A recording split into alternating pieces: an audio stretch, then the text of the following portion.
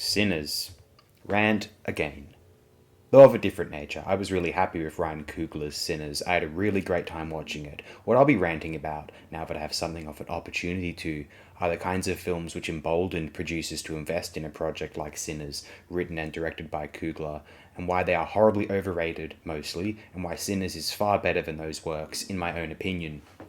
But before that, let's discuss this film and Coogler's earlier works. Every facet of this film was really impressive. The script, the direction, cinematography, Autumn Darald Akapar apparently put her overt talents to good use for the first time in her film career, and the performances. I almost don't know where to start. It doesn't wallow in that elevated horror slop, and we'll get to that in a few moments, so do be patient. And even if one can read higher meanings or allegories into it, the film doesn't justify itself via these things, but displays them as inherent cultural assessments which manifest during their horror film, which abounds with substance beyond any claims to some greater intellectual appeals in the film's runtime itself. I was not the greatest fan of Coogler's prior features. Obviously, I don't care for a vast majority of the MCU as a whole, so Coogler was not necessarily a disappointment in that respect.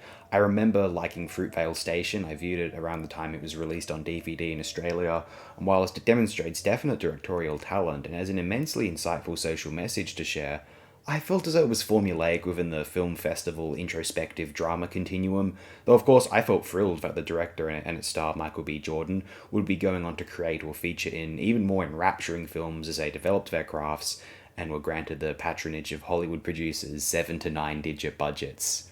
I'll very happily say that Creed is probably the best Rocky film, in my own opinion. I was never the greatest devotee of the original, the 76 film, or the completely laughable sequels, and so Creed might well be the finest film in that entire franchise. I will say that for all of time.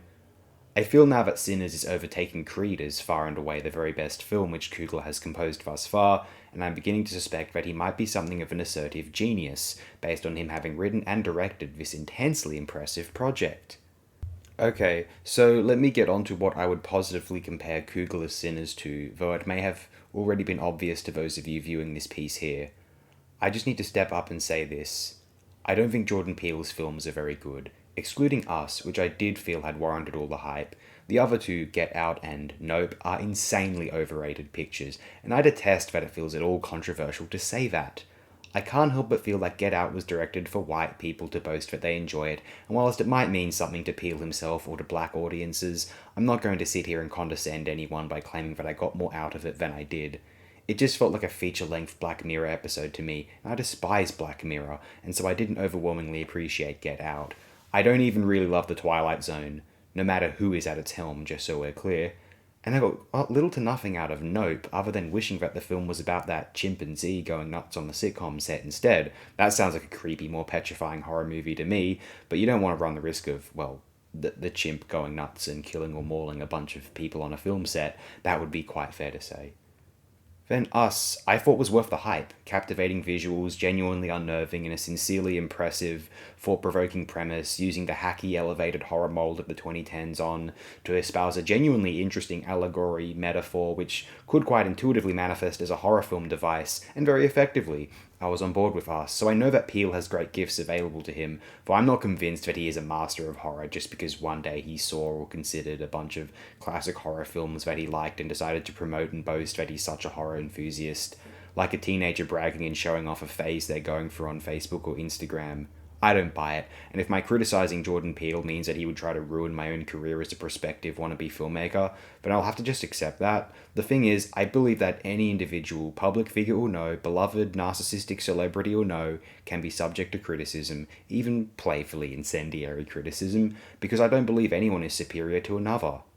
I might be unique in thinking that in today's day and age, but it's a principle I'm convicted about, and I will forever stand by it, shamelessly.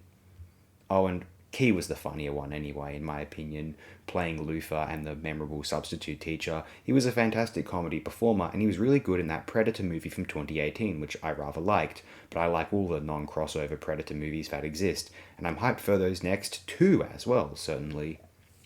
Where else do I even continue when discussing the merits of Sinners? Michael B. Jordan, what a performance, or two. How they had those two on screen seamlessly is some of the more impressive cinema of the last few years. It was so seamless, I was utterly bowled over by it. What a quite memorable cast of characters, all terrifically performed as well, right across the board. A rather original premise and a distinct take on the century old vampire flick of the cinema's history. It makes me want to watch From Dusk Till Dawn again, which I think is no bad thing whatsoever. Genuinely creepy and unnerving, with a seminal final scene to glue an audience back to the seat as they're getting ready to leave the cinema itself. That sequence wherein time periods were melding into one another is one of the best scenes, or just ideas, I've seen in any relatively or outright mainstream films in perhaps half a decade even. Some of the richly filmic components of the feature made me pretty damn envious, such as Jack O'Connell's antagonist flipping into the frame, flicking into the frame from the bottom right hand corner when he's initially introduced, or the camera's tendency to move about or employ shot reverse shot in such a fluid manner as, transitioning from one to the other, say, as to make you feel as though you are present with the characters at the establishment itself. Just wildly entertaining in general. A work that both impresses audiences as a sticky, chilling horror film with rich characters and relentless tension, and has them entirely aware of the film medium in a very cogent, intuitive way, understanding that the medium is the appeal of the work's contents, the employment, the sheer precision with which Coogler wields the film medium is the fundamental appeal, and Coogler has given film audiences a seminal gift, a work which appeases audiences' need for thrills and character development, but also reminds them that this is a visual medium. The composition is the ultimate key to your enjoyment, and you will be fully aware of that by the film's conclusion. And it will not at all affect your enjoyment of that film in a more traditional manner, say.